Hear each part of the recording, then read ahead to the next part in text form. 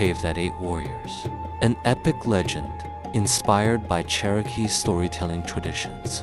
Long before roads crossed the mountains, and long before anyone could remember the names of their ancestors, there stood a village, hidden among the deep forests of the Appalachian Mountains.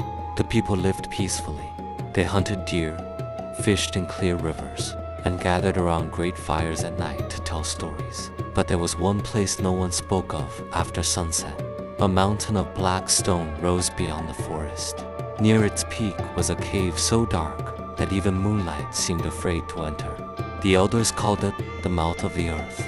For generations, strange things had happened there. Hunters disappeared, warriors vanished. Even the bravest men who entered never returned. At night, travelers claimed they could hear voices drifting from the mountain. Some heard laughter, some heard screams. Others heard their own names being whispered through the trees. The villagers believed a powerful spirit lived inside the cave, a spirit older than the mountains themselves. No one dared go near it. No one except Eonway. Eonway was not the strongest warrior in the village. He was not the fastest. He was not even considered the bravest. What made him different was his curiosity. He asked questions no one else asked.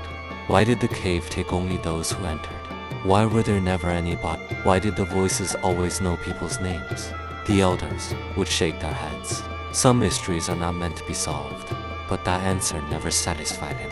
As the years passed, more people disappeared. A hunter searching for elk, a traveler from a distant tribe, a young warrior seeking glory. None returned. Fear spread through the village like winter frost. Then one evening, something happened that changed everything. Eonway's older brother, Kanuna, disappeared. Kanuna was admired by everyone. Tall, fearless, and skilled with a bow. He was destined to become one of the tribe's greatest leaders. He had entered the forest alone. By nightfall, he had not returned. The next morning, searchers found his footprints leading toward the Black Mountain, toward the cave, and then they simply ended, as if he had vanished into thin air. Their mother wept. Their father sat silently for days. The village mourned another loss, but Eonway felt something else, anger. If the cave had taken his brother, he would uncover its secret, no matter the cost. For many months, he prepared. While others hunted, he studied. He listened to every old story, every legend, every warning. One ancient storyteller told him of a spirit called the Shadow Keeper, a being that could not be defeated with weapons, a creature that fed on the deepest desires hidden inside human hearts. Most people laughed at the tale, but Eonway listened carefully, because deep down, he felt it was true. When autumn arrived and red leaves covered the mountains, Eonway began his journey. He carried only a torch, a knife, a water skin, and a small pouch containing an eagle feather given to him by his mother. "You can still turn back," she said. Eonway shook his head. "If I do, the cave will keep taking people forever." Without another word, he walked into the forest. For 3 days he traveled. The deeper he went, the quieter the world became. Birds stopped singing. Animals disappeared. Even the wind seemed reluctant to enter that place.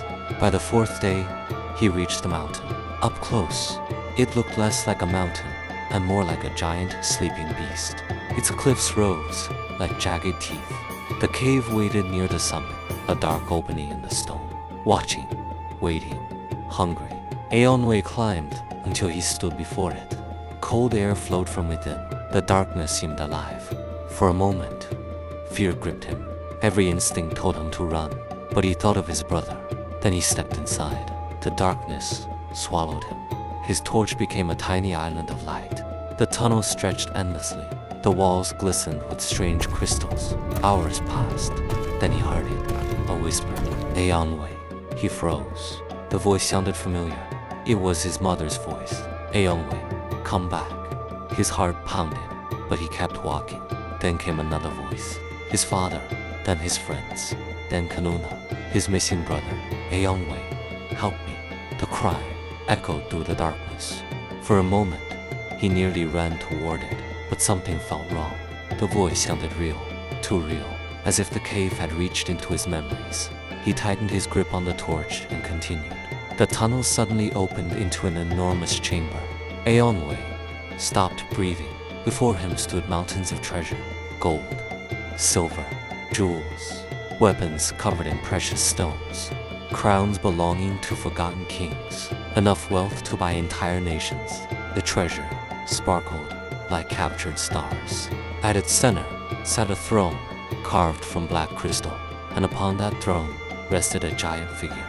Its body appeared human, yet something about it felt terribly wrong.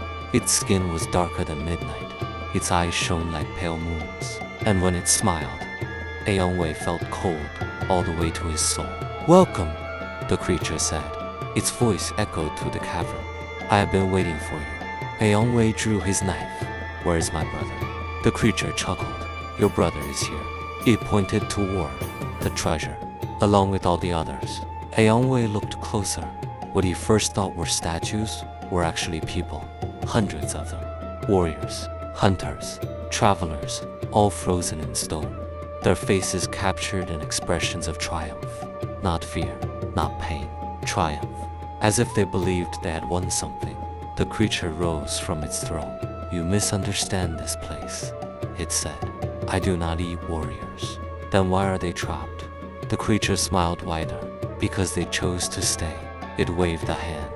The treasure gleamed brighter. Every person who enters this cave desires something. Wealth, power, glory, revenge. They see what they want most, and they reach for it. The creature stepped closer. "I simply give them the opportunity." Suddenly, the cavern transformed. The treasure vanished. Aeonwei found himself standing in his village. His brother Kanuna was alive. His parents were smiling. Children played nearby. Everything was perfect. Then he realized it wasn't real. The Shadow Keeper was showing him what he desired most. His lost family restored. His pain erased. His life made whole. For one dangerous moment, Aeonwei wanted to believe it. He wanted to stay, to forget reality, to live forever inside the illusion. Then he remembered something his grandfather once told him. A beautiful lie is still a lie. The illusion cracked. The village disappeared. The cavern returned. The Shadow Keeper's smile faded. For the first time, it looked worried. "You could have everything," it hissed. "Your brother, your dreams, your future. Why refuse?" Aeonwei slowly removed the eagle feather from his pouch. The feather represented truth, family, the real world, things that could not be bought. He dropped it onto the treasure. "I would rather live with the truth," he said, "than rule over a lie." The cavern shook violently. The Shadow Keeper screamed. Its power came from desire, and Aeonwei had denied it. Cracks spread across the walls. The mountains of treasure dissolved into dust. The throne shattered.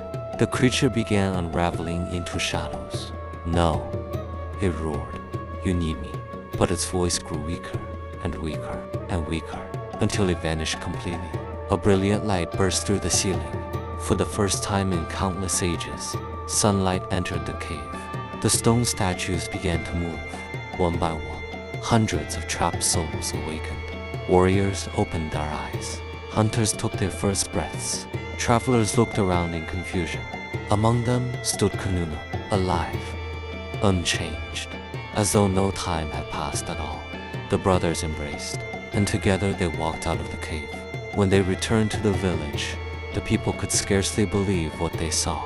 The missing had returned, families reunited, tears became laughter, grief became celebration. The Black Mountain was never feared again, for the cave had never been a prison built from stone. It had been a prison built from desire, and only someone willing to reject temptation could break its power. Years later, when Aeonwei became an elder, children would gather around his fire and ask, "What did you find inside the cave?"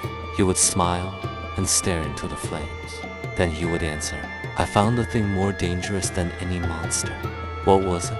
Aeonwei would point to their hearts and say, "The part of us that believes happiness can be taken instead of earned." And the children would fall silent, listening to the wind moving through the mountains, wondering whether the cave still remembered the names of those who sought shortcuts to their dreams.